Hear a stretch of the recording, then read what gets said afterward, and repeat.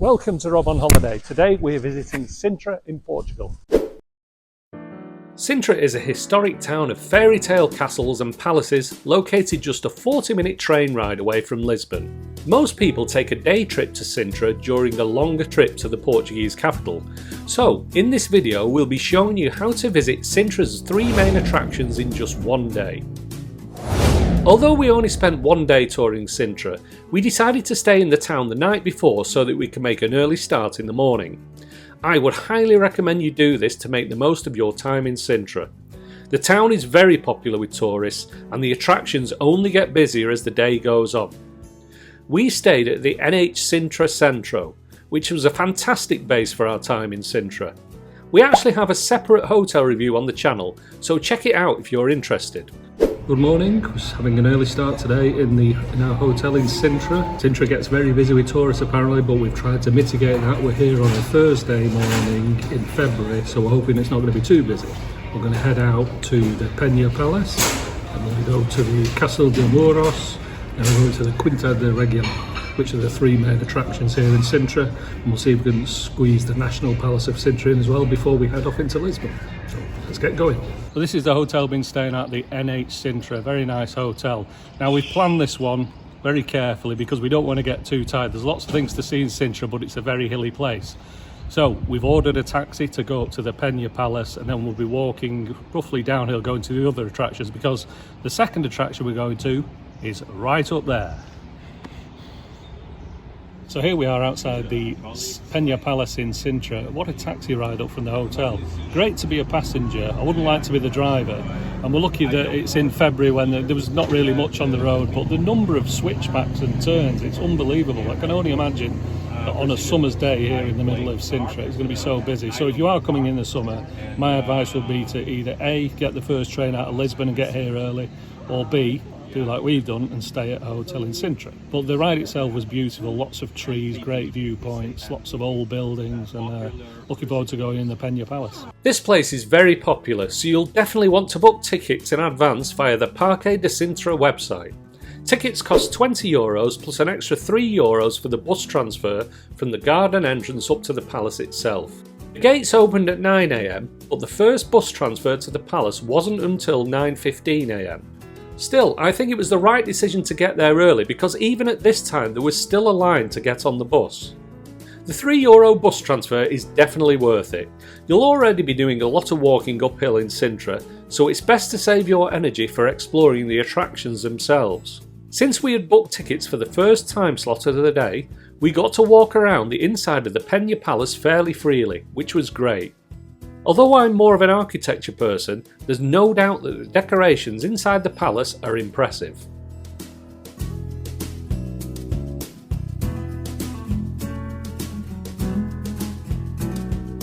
We're inside the Pena Palace now, looking at all the great rooms, but just a word of warning, again, if you're coming in high season, you'll probably see in other videos, expect to see people just queued all around every layer of this courtyard here. So the weather's not great for us, but I think we've done well in terms of it's a bit quieter.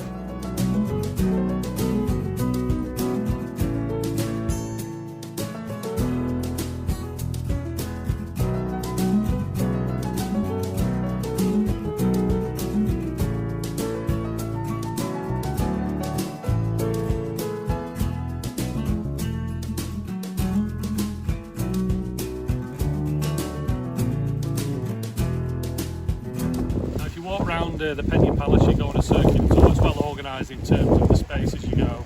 So we think we got lucky today because there's not many crowds early in the morning. But what we haven't got lucky with is the weather. So I hope when you come to Pena Palace, you'll get a better view than this. I can still see the buildings, but out the other way, it's just a wall of fog and mist. It's very atmospheric, very beautiful. From the back terrace you can walk around a significant portion of the castle walls, discovering a new colourful facade around every corner.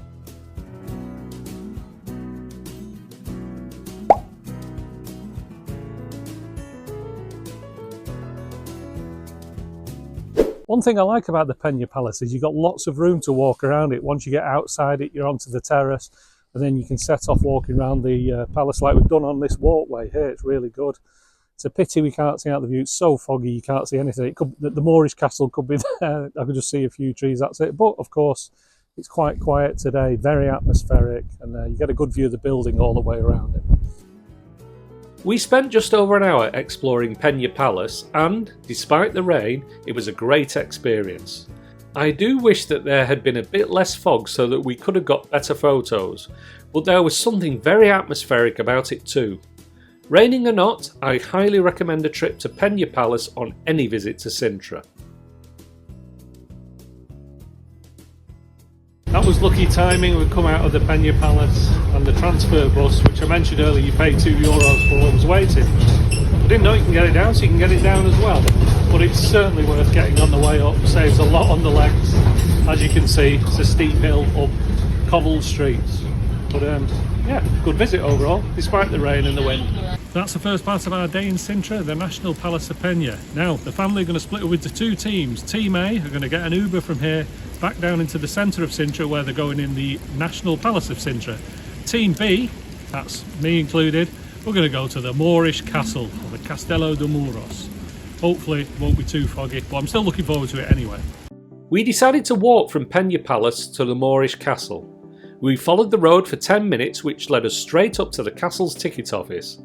As we had pre-booked our tickets, we carried on straight towards the castle. Just like at Pena Palace, the castle itself is further on up the hill than its ticket office. However, the walk is not too bad at all, and just 15 minutes later you'll find yourself at the heart of the castle ruins.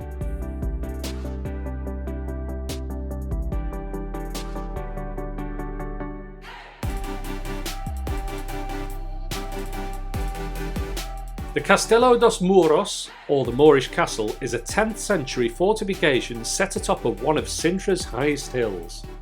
Tickets for the castle cost €12 and can be booked via the Parque de Sintra website.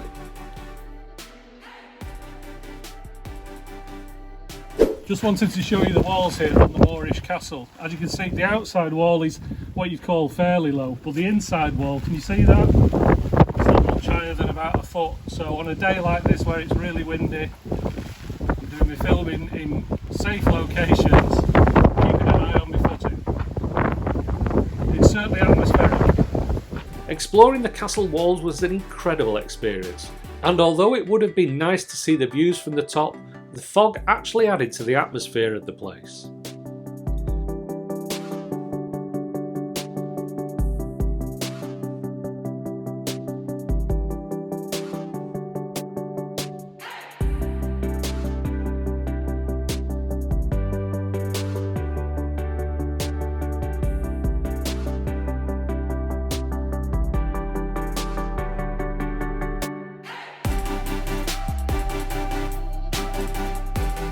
My review of the Castellos de Muros, the Moorish Castle. Well, as you've probably seen on the video, we haven't been the best day to go here, but what can you do when you book months in advance? On the plus side, we've had it pretty much to ourselves, met to a few people coming around, and when the fog clears occasionally, you get spectacular views. I can only imagine what it's like on a spring or summer's day when you've got a view to the Pena Palace and over the town of Sintra. As it happens, you just get fleeting glimpses of the town through the mist. Had a good walk on the walls. I'm sure they go a lot further around than we've gone, but I think we've got to what is pretty much the top, and we're just going to take the safe route and go back the way we came. But if I say, if you come in spring or summer and you get here early before the crowds, you're going to love it. It is a fantastic, amazing, breathtaking building. Meanwhile, the other half of our tour group had taken an Uber from Pena Palace back down to the town centre to visit the National Palace of Sintra. The National Palace dates back to the 10th century and is considered the best preserved medieval palace in Portugal. Its unique twin chimneys give it a distinctive look from the outside, and inside you'll find several rooms with ornate ceiling and wall designs. Tickets cost €13 and can also be booked through the Parque de Sintra website. Along with the traditional Portuguese azulejo tiles, the residents of the palace also seem to have a fascination with birds, as these play a big part in its interior design. While the National Palace of Sintra is by no means a must-do, it is an impressive building and something to add to your itinerary if you're staying in Sintra for a few days.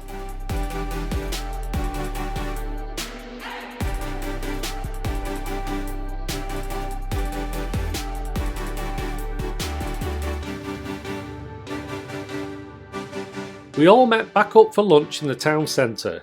We ate at the Bristol Cafe, where we enjoyed some lovely omelettes and pastries to fuel us through our afternoon in Sintra. Our final stop of the day was the Quinta da Regaleira, a 16th century Renaissance style estate with extensive gardens. Tickets to the Quinta da Regaleira cost €12 and can be booked through the official website. The Quinta is the only main attraction in Sintra that is walkable from the town centre, so we made the 10-minute walk on a fairly flat road over to the estate. However, you will still have to climb a small hill to get to the entrance once you get there.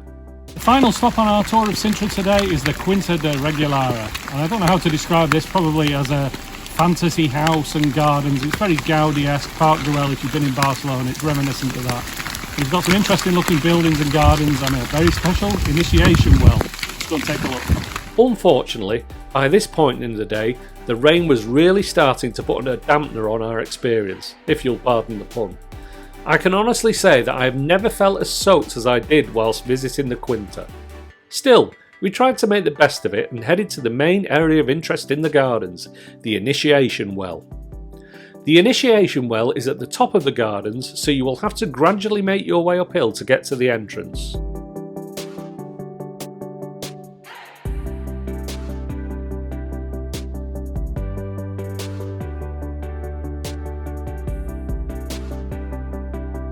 Finally made it all the way up the path to the top of the gardens to the initiation well. This is the one I've been really looking forward to seeing.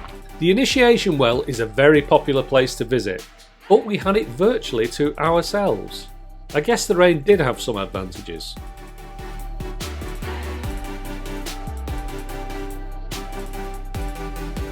Once you've walked down the 88-foot tall well, you exit through a series of caverns leading you back to the main gardens area.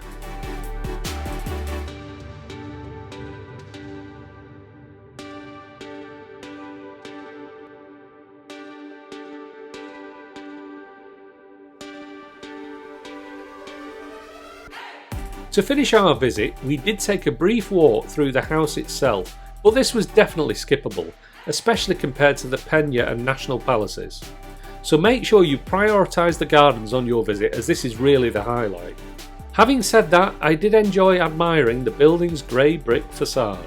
For the first time for our day in Sintra, I think the weather has really got the better of us. I cannot tell you how wet I am now. Supposedly waterproof coat, everything underneath is wet, soaking, my shoes are soaking, and I'd be a liar if I didn't say it's put a bit of a crimp on the day. However, the Quinta da Regaleira is a fantastic place. Fantasy grottos, the initiation well, looking at the main building here. It's well worth a visit.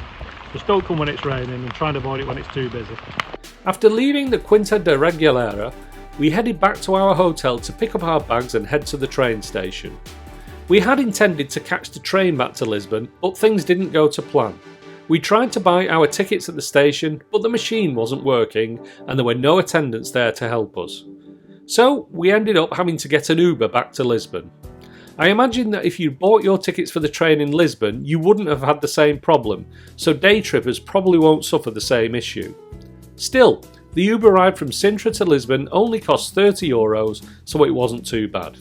Anyway, after all that standing out in the rain, we forgot to film a summary of our day in Sintra, so I'll just quickly summarise it now. There's no doubt that Sintra is a beautiful town. The three main attractions are all fantastic. The Pena Palace is stunning outside and in, the Moorish Castle is atmospheric, and the grounds of the Quinta da Regaleira are really lovely. Put it this way, there is more than enough to see to warrant at least a day trip to Sintra. Yes, it's true that it can be difficult to get around Sintra, especially in high season, but as long as you have a plan and you get there early, you should be able to have an enjoyable time exploring this enchanted fairy tale town. Thanks for watching Rob on Holiday. If you have any questions about visiting Sintra, leave them in the comments below. If you enjoyed this video, hit the like button and subscribe and hit the bell icon to get notified every time we upload a new travel video. Thanks for watching and we'll see you next time.